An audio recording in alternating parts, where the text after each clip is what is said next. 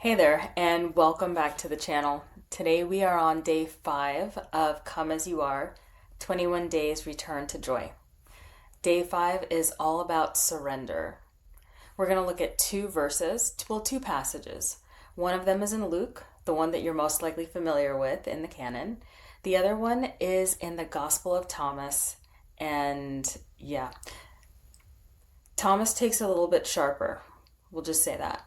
So let's go ahead and get right into it. Luke 9:23 through 25. He said to all, "If anyone desires to come after me, let him deny himself, take up his cross daily, and follow me. For whoever desires to save his life will lose it. But whoever will lose his life for my sake will save it. For what does it profit a man if he gains the whole world and loses or forfeits his own self?" Now, Gospel of Thomas, saying 55. Jesus said, "Whoever does not hate his father and his mother cannot become a disciple to me. And whoever does not hate his brothers and sisters and take up his cross in my way will not be worthy of me."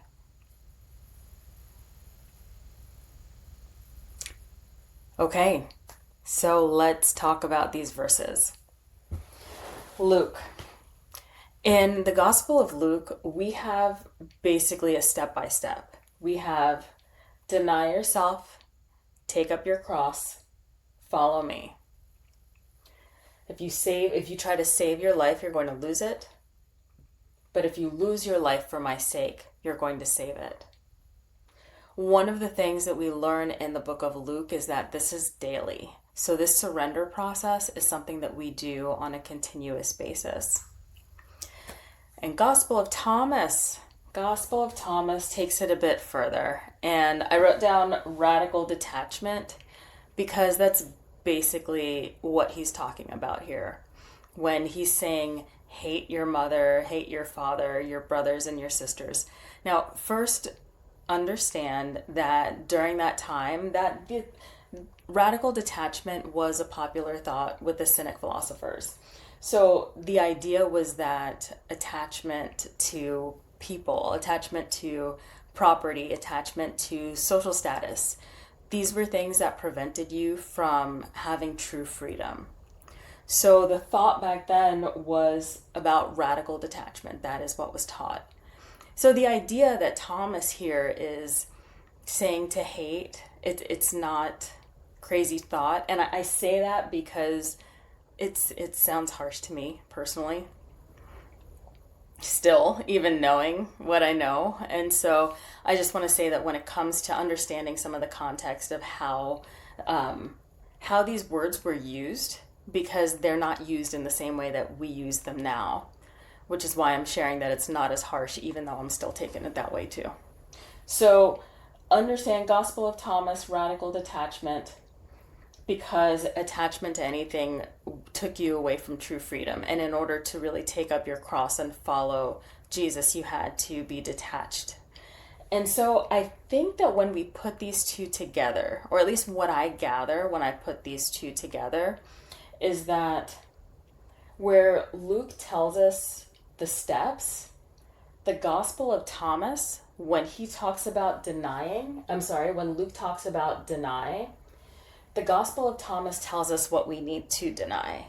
And what he's saying we need to deny are attachments. And it's attachments to anything that would separate us, including the things that we love the most. That's what radical detachment is. So I think that they complement each other in this lesson very well. I think that Luke gives us a great blueprint and reminds us that it's daily. And Gospel of Thomas reminds us that it's not always about like one big sin. You know, like attachments, that's broader than that. Right? It's not like, oh, one big thing happened and that's what I need to come in a mode of surrender for. It's anything that we're attached to. So these two go together. Again, two sides, same coin. And now for our embodiment practice. So whether you're seated or standing, you're going to have your palms face up. So if you're sitting down, palms face up. If you're standing, palms out at your sides. And begin to allow your fingers to curl however they would naturally just curl up, rested on your lap.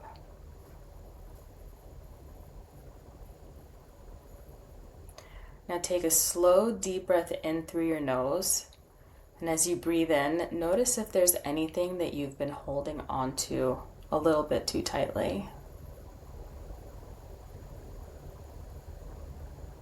Hold at the top.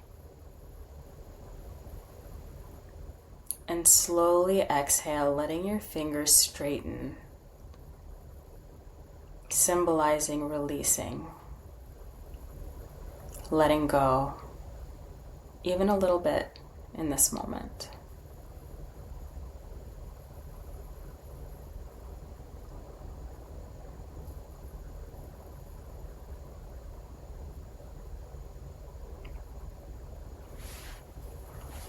Surrender doesn't have to be dramatic, and the embodiment practice doesn't have to be either.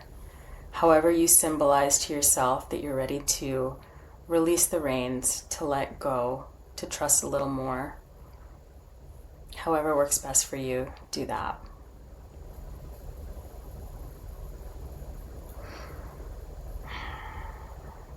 You don't have to have it all figured out.